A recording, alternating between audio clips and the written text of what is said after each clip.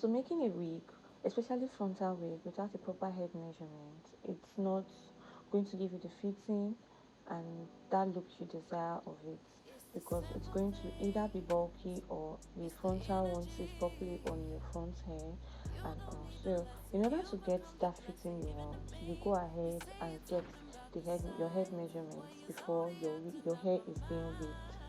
So here, this wig was brought in, and my client said it was too loose for her. So I had to make it sit.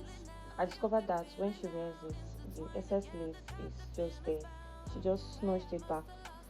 So she takes it back to her ear for it to sit, which is not supposed to be so. So I went in to measure her ear to ear. I took her ear to ear measurement, which was 12 inches, but the frontal wig came out 14 inches, which resulted to me taking off 1 inch from each end of the frontal, which I did here. And this is me just making sure that it's correct before I actually cut it out. You just have to be sure in order not to go and cut too much lace or too little lace. So after taking my measurement and being accurate that I am on track, I went ahead to cut off the excess lace. I take off every hair strand in order for me not to cut excessively or cut the hair irrationally. It's going to come out very nice and fitting well.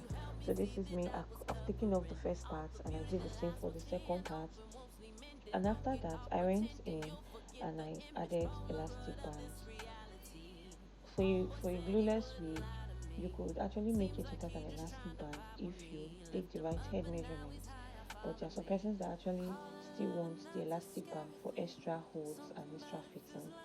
So because I didn't use her head measurement, I didn't make the wig myself, so I just had to use the elastic band so that it's going to hold and sit firm on her scalp. And I went ahead, cut out the elastic I'll be needing for this particular size. I used candle to burn the ends of the band in order for it not to fray out.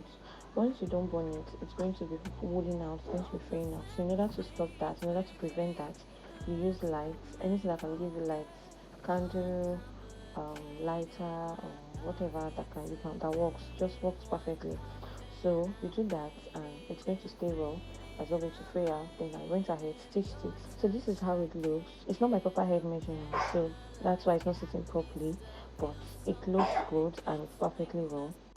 So this is the end of how I made, should I say how I turned this wig to a glueless wig in just a short while.